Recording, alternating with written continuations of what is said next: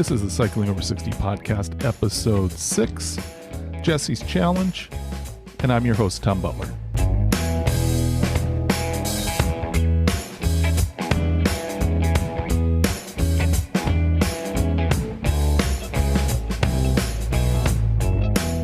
Hello, listeners, and welcome back to this journey where I am looking to do 206 miles over 2 days in this Seattle to Portland bike ride.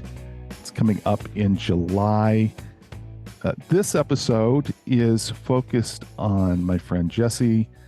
The STP, to me, everybody that talks about it talks about how fun it is to do because all the people around you, and there might be as many as 6,000 people riding the Seattle Portland ride this year, but I want to have people around me that I know, that I am close to and have fun with, and Jesse is one of those people.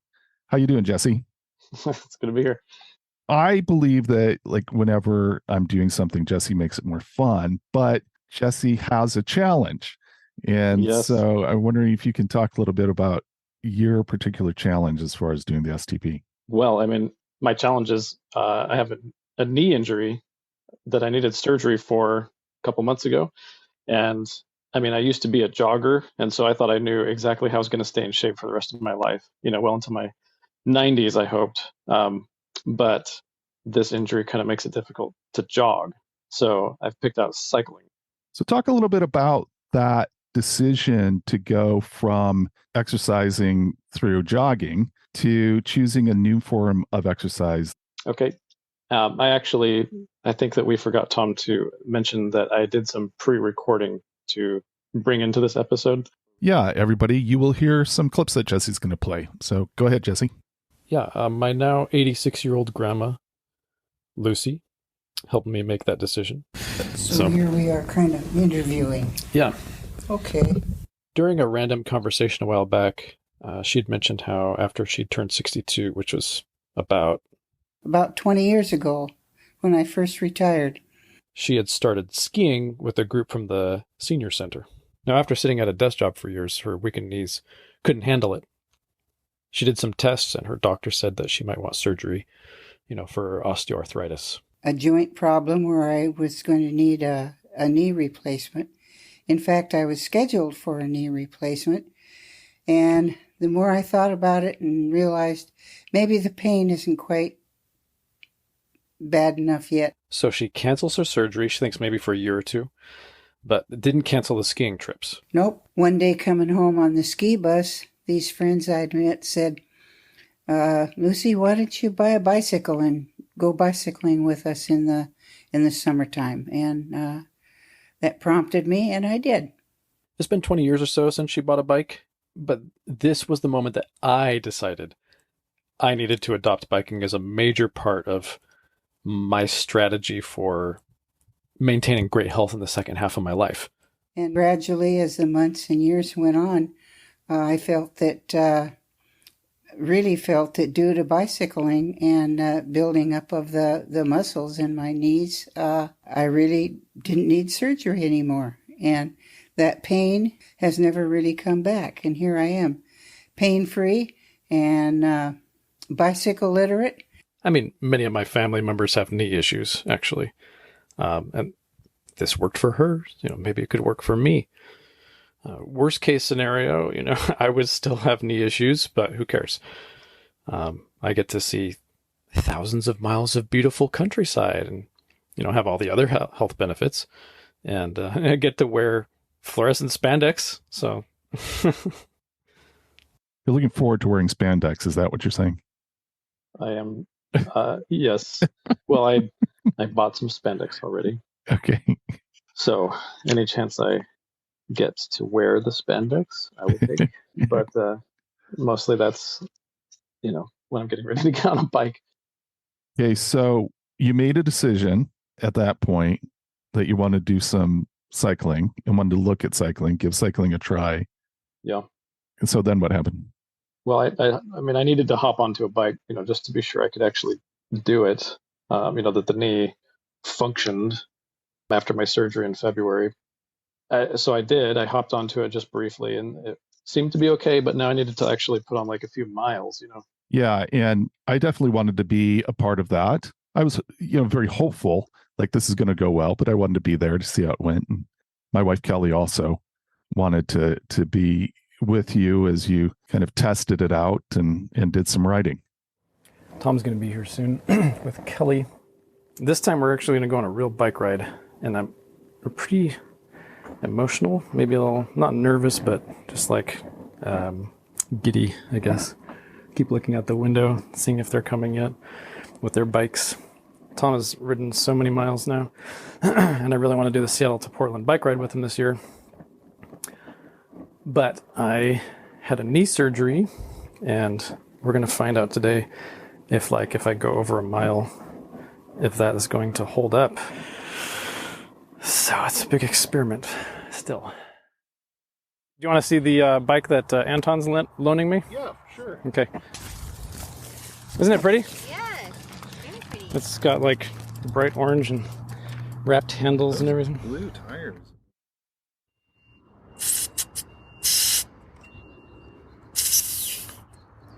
Oh, I'm supposed to put it this way. Oh, there we go. Well, if the tire didn't need air before that. Now it does. Oh, you know what? It doesn't say 175, it says 75. So I probably shouldn't have pumped the back tire up to 120. We're going to try to go 5 miles? Yeah. Okay. Give it a shot. Okay. Here we go. My knee feels good so far. So first we had to get his new Lent bike in shape, which we did. This is the bike that I use for Lent. I really thought it went lit. Hey, can I do it real quick? Yeah. Well, he's recording. Oh, sorry. I'm just recording what we just did. So. Oh, okay. Yeah, so we went out, did some back roads, and it went really well. Had a hard time keeping up with Jesse at one point as he put the pedal in the middle. He stood up, fearlessly, daring his knee to have a problem. Just stood up out of the saddle and took off and left us all in the dust. Let's go for it. Home stretch.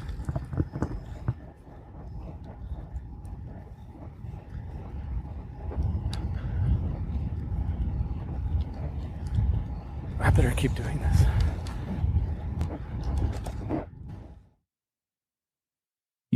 Even if I had thought to warn you not to push yourself, you were pretty aggressive. And I think pretty quickly you were out of earshot. You wouldn't hurt me anyhow. Yes. Sorry for myself too. I mean, I should have noticed I tend to kind of overdo it. And so actually this whole thing was just the beginning of me kind of wanting to overtrain, and it actually has ended up slowing down my training. Hey.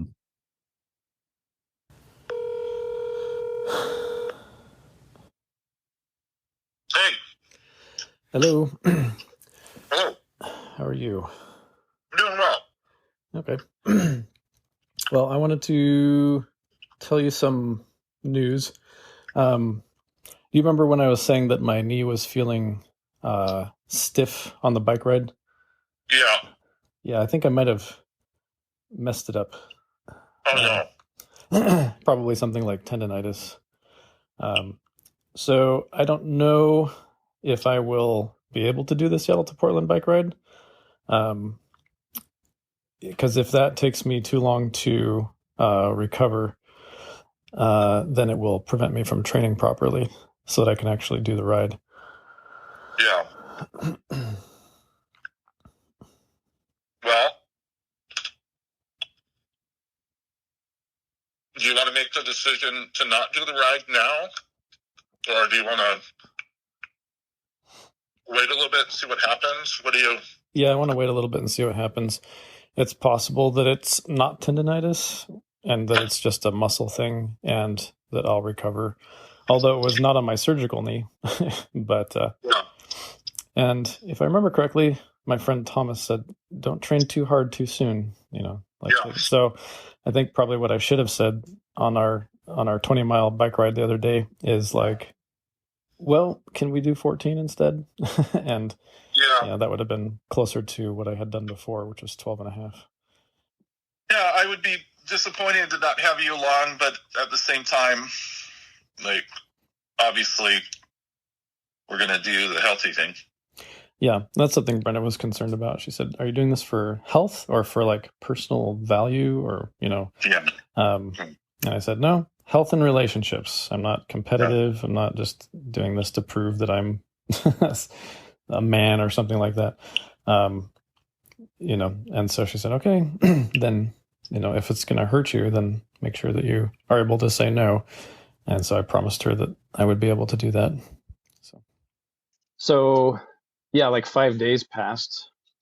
It's interesting hearing this. I did not know this was being recorded. I'm so glad I didn't say something like, Jesse, quit being a wimp, man up, let's go. I actually sounded pretty empathetic, so that's good. Sacrifice your health because That's right. Me. Yeah. Yeah. So, but I waited about 5 days and I called you back. I am waiting on a cyclist to go through a four-way stop. I understand you, buddy. I understand you. I hope your window was actually open. It wasn't. I was long past the intersection. So. I understand you. I'll be considerate. Speaking of cycling, can I give you an update on my knee? Yes, please do. It's healed. Okay, so was this lay your hands on my knee and be healed? Is this a be healed, lay healed kind of situation, or? Kind of. I did. I sit down, looked at the knee, and I said, "God, I'd really like this to be healed." And the next day, it felt quite a bit better, but not completely. And yesterday all day and last night, it was feeling like normal, and today that has remained. So I'm ready to take another 1 mile bike ride and see if that like aggravates it again. But I'm thinking if we wait for some time, I don't think I'm not worried that you're missing time that you won't be able to make up to get in shape for the STP. I'm not worried about that at all. Yeah, I just want to make sure that I do it wisely. Yeah, so I think giving it extra time to get good and healed is not a bad strategy at all. So yeah, well, yeah, okay, one or the other. I'd like to do a short ride, either way, and just see what happens. I know that standing up in the saddle and all that kind of stuff is not a good idea. Yeah, just being super gentle, Yeah, and then and I think not pushing the cadence is part of it too. Yeah, build up to that slowly instead of all at once. If it's tendonitis, it shouldn't have gone away that fast. So there's just a lot of questions about getting back in the saddle again. That it seems to me like it should be answered. Well, it should be answered by an orthopedic surgeon who, while not a bike fitter or a sports medicine specialist, has done the exact surgery that I had on many people. Yeah. It's fortunate that we actually have one of those that we know. Our mutual friend, Dr. Robyn Peckham, who's an orthopedic surgeon. Let's play the conversation we had with him.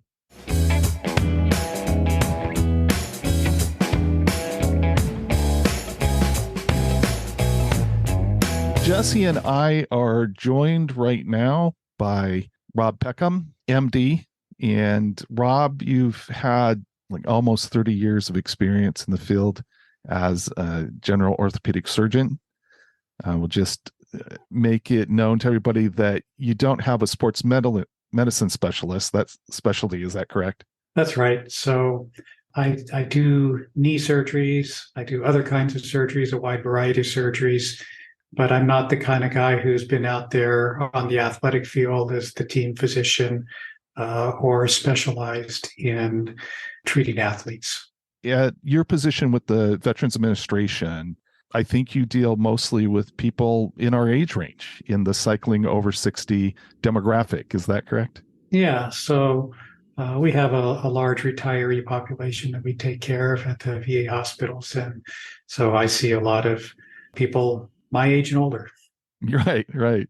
Yeah, and I was going to point out that you are in the age range yourself, and you're pretty active. I think I would consider you to be an active person. Maybe a lot of your activity is skiing. Is that fair to say? Yeah. Do some skiing, do some hiking. Unfortunately, biking hasn't been something that I've done a lot of, though. Okay, well, that's fantastic because now I can evangelize and bring you into the cycling over 60 fold. So that will be an episode when you go out and you buy your bike and join in. All right. So we are here to continue our discussion with Jesse about his procedure on his knee. Now, Jesse, you are not in the demographic that Rob and I are in. No. But I see you having this misfortunate incident with your knee. And so I figured I would take advantage of your misfortune and do a podcast around it. So first I want to say thank you, Jesse, for being willing to use your misfortune for the benefit of the podcast. You're welcome. Tell us a little bit about your diagnosis with your knee and then what procedure was done on you. The diagnosis was I had a complex meniscal tear on the posterior horn of my medial meniscus. That means that the cartilage in my knee closest to my left knee, toward the back of my knee, got disrupted. And frequently when I was moving after my initial injury, which came from squatting while doing electrical work, I would feel little tugging and tearing. My knee started to pop and it would frequently swell up after a hike or something like that. And after some time, I finally decided to make a doctor's appointment and went through the whole process, got an MRI, and they said, it looks like if we don't do something that it could propagate, the tear could continue to get worse. And so it's up to you what you want to do. You can live with it like this, or you can do surgery. It's elective, And so you went ahead and did it. Yeah, I didn't want to lose more cartilage in the future. I wanted to save what I could and go through rehab now instead of later. Yeah. Do you have a feeling that the incident that led to the injury, or is the discussion it's just like wear and tear over time? There are probably somewhere between 6 and 12 specific times that my knee sustained some kind of injury. The first time was, when I was doing electrical work, I was squatting and then kneeling and squatting, and I was like reaching around, grabbing tools and stuff like that. And when I stood up from a particularly intense, like torquing rotation of my knee, just the knee kind of felt loose and wobbly. So I think that's where something must have started. After that, it was like playing volleyball and rotating on the knee while I was, straight-legged. And particularly, I went on a hike. And when I got to the bottom of the hill, after lots of jarring hiking, I was building sculptures out of heavy rocks and stuff. And I stood up from one of these sculptures, and I just felt this heat like in my knee building. And then by the time I got home, I couldn't straighten my leg fully. So that, things like that. I can think of a couple of others, but they're not, you don't need to list all. Yeah. Gotcha. So Rob, I imagine that over the years, you've seen more than a few advancements in knee surgery and in aftercare. You've been in practice long enough that I'm sure there's been advancements. I'm wondering if you could talk a bit about some of the advancements. I know that's a pretty broad question, but what are some of the things that have happened that can give people like Jesse, who have had some kind of tear or or knee surgery that have to have a procedure on their knee? What are some of the things that can give people hope for recovery? Certainly, there have been advancements in surgical techniques and even the kinds of things that we attempt to do. For a lot of younger people who have specific traumas that cause a limited area of cartilage injury, there are new techniques where you can harvest a little bit of cartilage and take it to the lab and actually grow it into a larger mass, and then take that and transplant it back into the knee to try to reconstitute some articular cartilage. A lot more is done through the arthroscope than it was when I first started my career. So the incisions tend to be smaller. We become less invasive with our surgery. But what it hasn't changed is human physiology. So recovery, rehabilitation protocols, they kind of wax and wane, and for a while we'll be real aggressive, and then for a while we'll back off and be less aggressive. And then we'll realize that, no, we need to get more aggressive again. It kind of comes and goes in cycles. But the bottom line is the bodies are still the same. We're still human beings, and we heal at about the same rate as we did 30 years ago. Jesse's condition, the things that he's seeing, I'm thinking that that's not particularly rare, that there's quite a few people that have issues with tearing and obstruction. From your perspective, how common would you say that kind of knee issue is? Well, the complex meniscal tear that he is describing is probably one of the most common knee diagnoses that I see. We call it complex because the tear pattern is not in any one specific plane. It's more like the meniscus is just kind of mushing out and getting soft and less structurally competent. And that's something that we see with degenerative changes, and it's often accompanied by other kinds of degenerative changes in the knee, like softening and cracking of the articular cartilage, bone spurs in the knee, and various other signs of what could be called osteoarthritis. But complex tear of the meniscus is one of those things that goes along with arthritis of the knee. And so it's very common. So what you're saying makes me think that there are factors that age can play a role in this injury. Is that fair to say? Yeah. As a generalization, we see more of this as people get older, but everybody's unique. And so I can't look at a person and know their age and say, oh, you're 57 or you're 65, so your meniscus looks like this. It just doesn't work that way. There are young people with pretty advanced meniscal tears, and there are centenarians whose meniscus looks good. And obviously it's, an issue of what people are doing as well, what activities they're doing. And there's some activities that are riskier than others, I'm sure. Yeah. We consider osteoarthritis to be a multifactorial problem, meaning there's lots of different things that contribute to it. It can be anything from your genetics to your diet, the kinds of activities that you do, the major injuries that you've had. All of those things are going to have an effect on how much and how rapidly an arthritis condition will progress. Obviously, everybody, like you said, is different. We're not trying to give anybody treatment advice here. If people have an issue, then they need to consult with their physician, and they need to, have an individual diagnosis, individual treatment plan, and all of that. This is not medical advice, but I'm wondering in general, is there anything that's like a typical path for recovery from this kind of surgery? So if you were a patient coming to me and I was recommending a partial medial meniscectomy, I would probably say something like, well, you'll probably be on crutches for a day or two, but as soon as you're comfortable putting weight on the knee, you can get rid of your crutches and start putting weight on it. And you'll probably feel more comfortable hobbling around after a day or two than using your crutches. It's going to take 4 to 6 weeks for surgical incisions to completely heal and to get back probably at least to where you were baseline. And then after that, it really all depends on what else was going on with the knee. Are you recommending that people use the knee as part of a recovery plan? Does it kind of just really depend on the nature of it? Or or in most cases, does recovery benefit from being active? In most cases, within reason, recovery is promoted by activity. Joints need to move to stay healthy. And this is especially true with cartilage. Cartilage is a tissue that has neither a blood supply nor an innervation with nerves.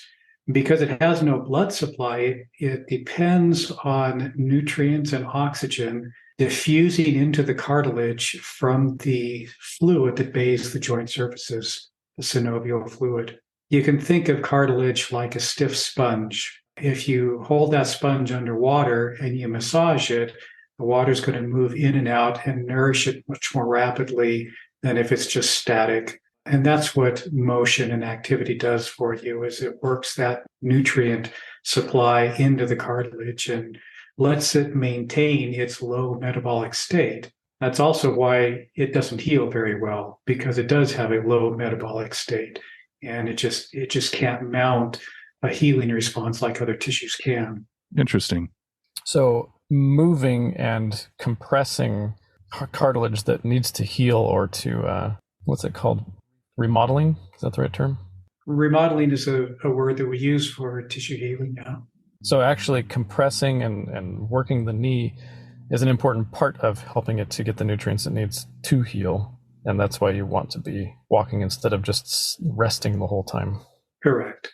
Now, there are situations where the surgery has required placing stitches or some other construct that is much weaker when everything's just held together with stitches than when the body has fully healed two tissues together. And so during that weak period, we often have to protect the joint from forces that would try to disrupt the repair.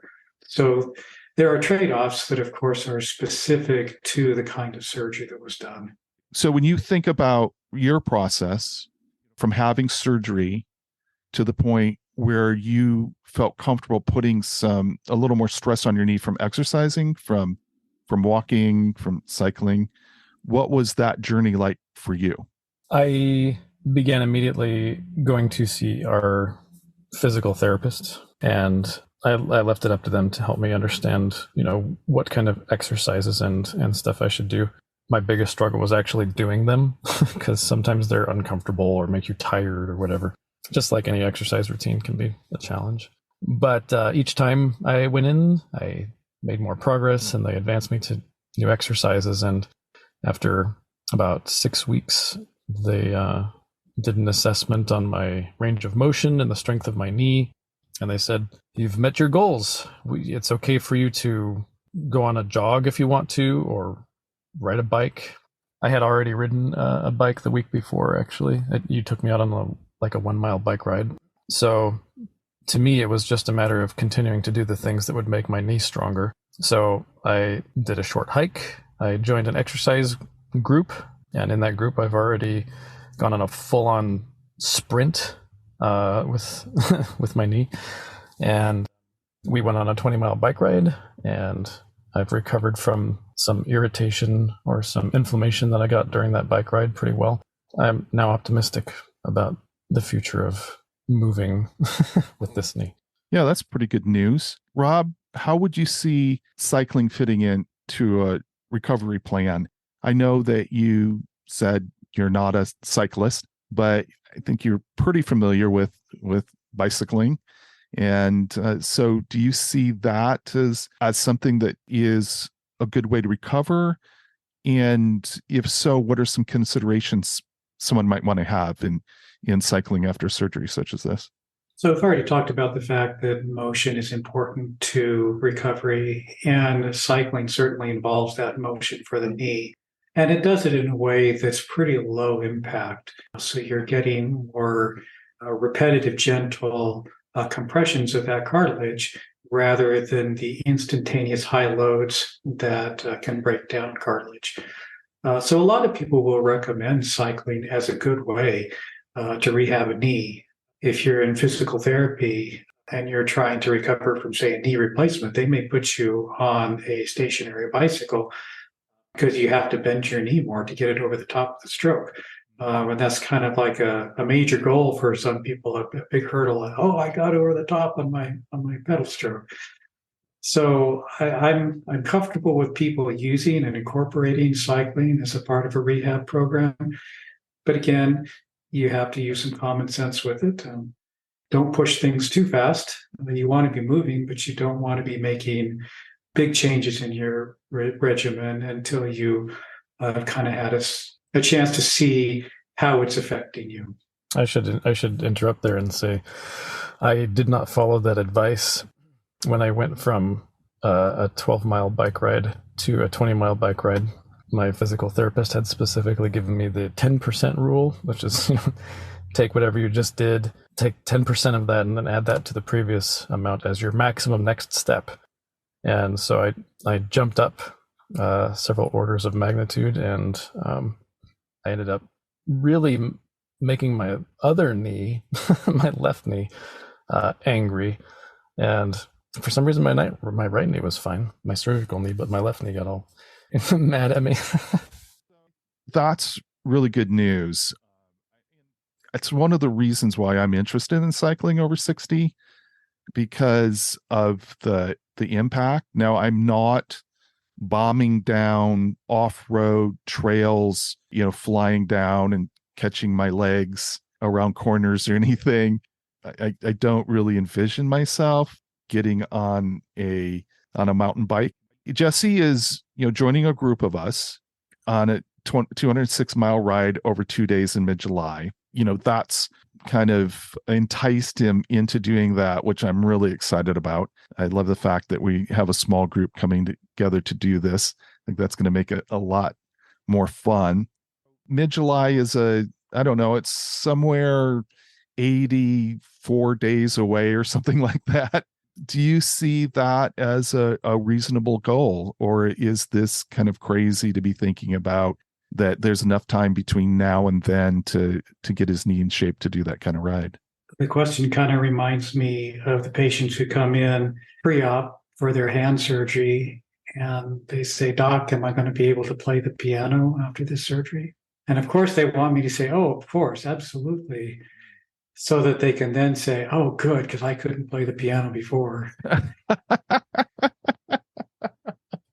I like it. Really, the best predictor of what you're going to do after surgery is what you were able to do before surgery. Jesse's, we'll call him a young man, and he can probably handle 200 miles over 2 days. But he's already demonstrated that he gets some soreness in the non-operative knee. Whether this is a reasonable goal or not depends somewhat on how reasonable it was before surgery, and also really what his goals are. Is the goal to complete the 200 miles? Is the goal to be the first person to complete the 200 miles? Is it to set a personal best time record? Some of those goals probably aren't realistic. Is it to complete the 200 miles absolutely pain-free? Or is it just to get through it and accept that he's going to have some recovery time afterwards? Yeah, I think he can do a couple hundred miles, but he may have to take some time to recover. He may not be the first one down the course. Well, he's fortunate because he's riding with me, and that means he's going to be going slow. I already know, I think it was only like our third ride together that I already knew that Jesse was going to have to slow down in order to accommodate me. So I think that's a good sign. I'm wondering, Jesse, as you hear this, what thoughts do you have right now about, doing 206 miles?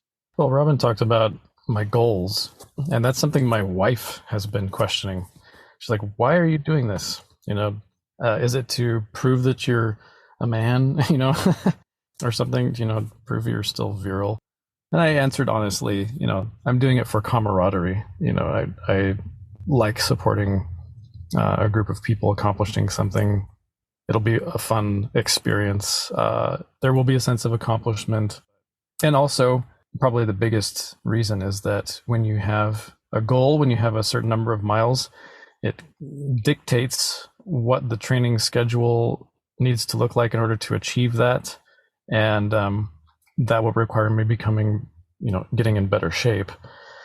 And That's one of the reasons a lot of people go on a 5K or a 12K or go on run a half marathon or anything like that, is because when you have this picture of the performance that you need to put out, it helps you to have something to drive for while you're actually training, instead of just discontinuing the training when it gets tiring or uncomfortable. And so that's probably my biggest goal, is just to be able to do it and to enjoy the benefits of all the training that lead up to the actual event.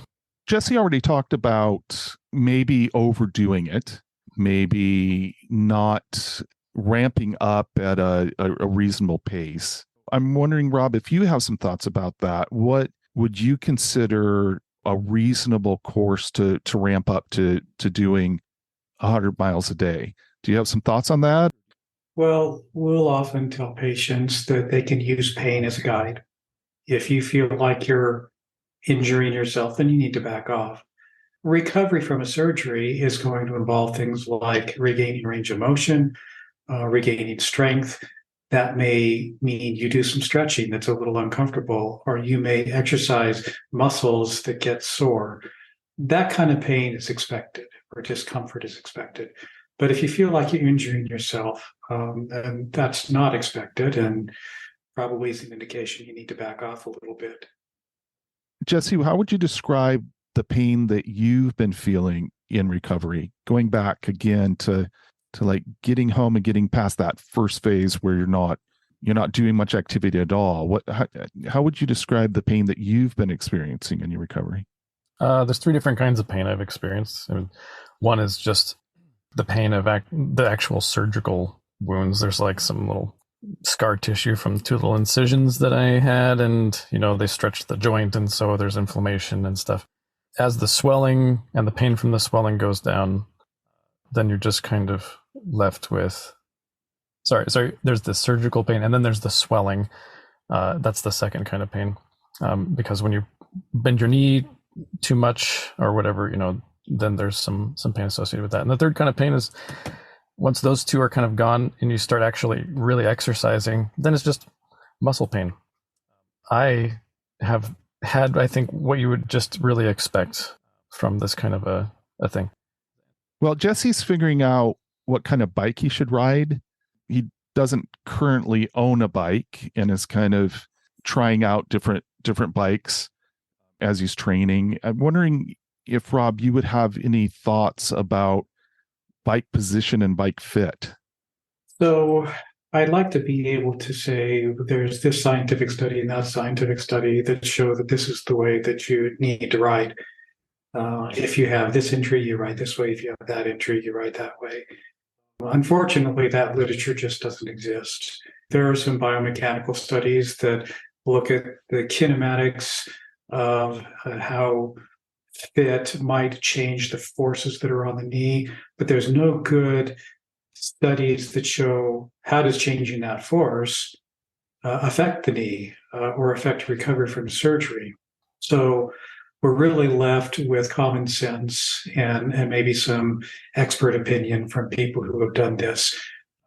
Maybe a good bike fitter, which I am not. My advice would be start with what has worked well for you in the past and make minor changes. Any change you make is going to have beneficial effects, but it's also going to have negative effects. You can't change these complex biomechanical systems in ways that are 100% positive. If you increase a force in one place, you're going to decrease a force in another place. There's always going to be a happy medium that you're looking for. And so start with something that seems to be comfortable and make little minor changes in different directions and see how it feels. But your experience on the bike is going to be probably more important than any expert's opinion about what you ought to do.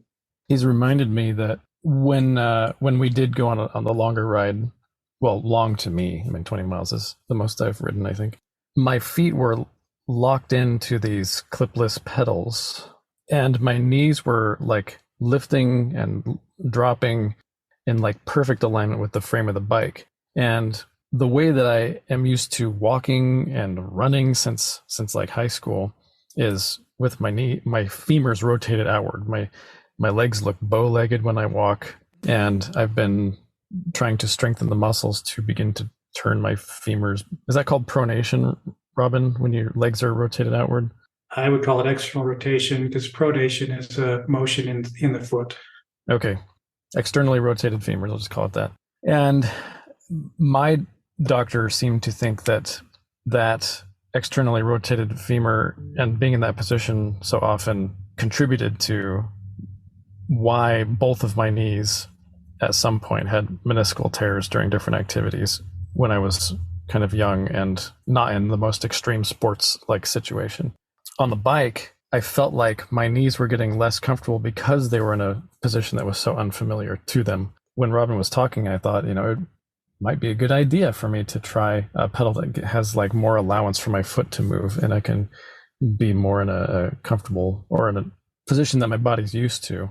But I also am wondering if having my knees locked in that rigid in alignment with parallel to the frame, like femurs parallel to the frame, at least in one dimension, if that could actually train my muscles and ligaments, or just muscles, I guess, to hold my legs in a better position for walking, and I can walk, with my feet pointed straight forward instead of kind of duck-footed. What do you think, Robyn?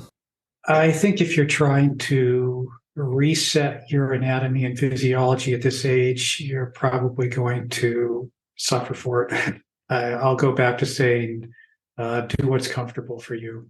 Now, having said that, because the injury was on the medial side of your knee, there may be a little bit of biomechanical evidence to suggest that if you out-toe just a little bit, you may place a little less stress on the medial side of your knee. But again, some of those biomechanical studies are a little contradictory, and you need to experiment with it and see if that works for you.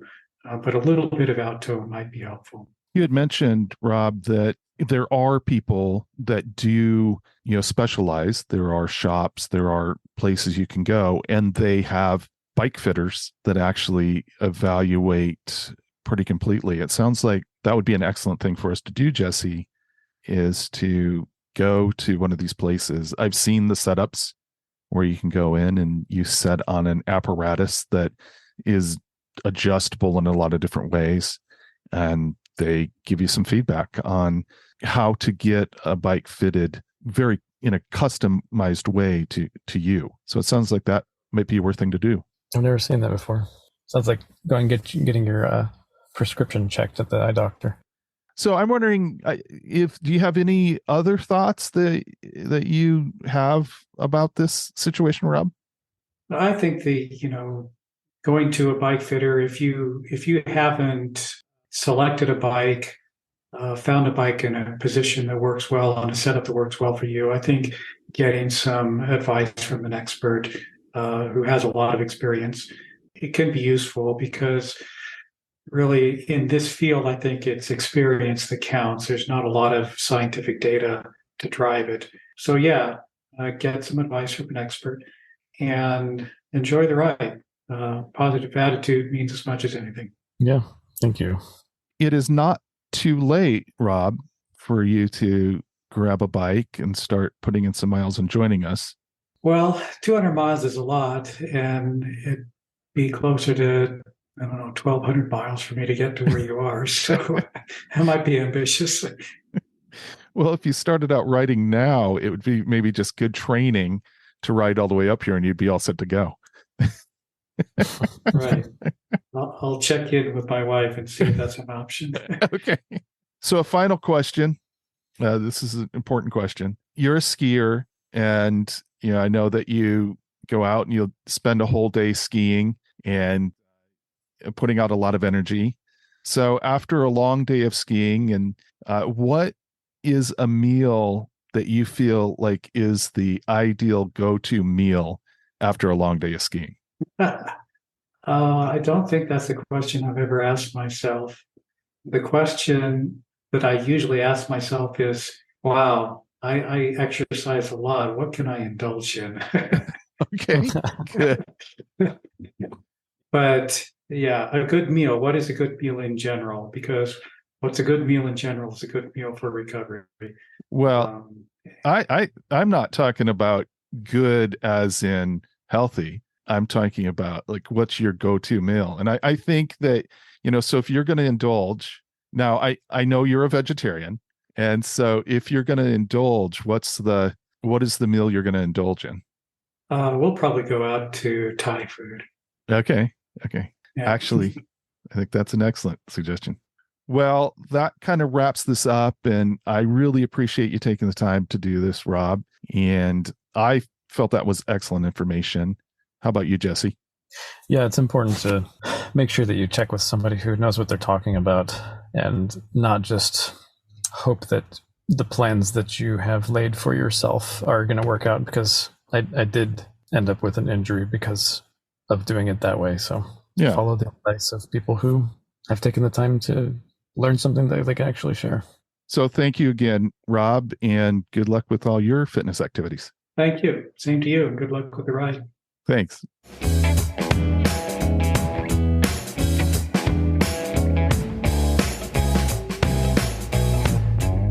Well, Jesse, I thought that was a really good conversation. I think we did pick the right person to talk to, but I'm not the one that has the issue. What did you hear? What are you thinking now? Well, I mean, you heard me react during the interview about like cartilage nutrients. I did not know that the cartilage was kind of like a dense sponge, and that like you can actually keep it nourished and help it to heal by moving it. So I think there's people I need to tell about, like, if your knee hurts, try walking instead of just resting, because you're actually like suffocating the cartilage. That was good information right there. I do kind of feel more cautious after hearing Rob talk. I actually struggled with iliotibial band inflammation when I was a jogger, and that lasted, for months. You have to wait a long time before you really get active with it. So I don't know for sure that my knee is like totally ready, because I did hop back on the bike, but it was only about a mile again. And now it's like, okay, what if we go back up to 5 miles or 6 or 7 or 8? Is the same thing going to begin again?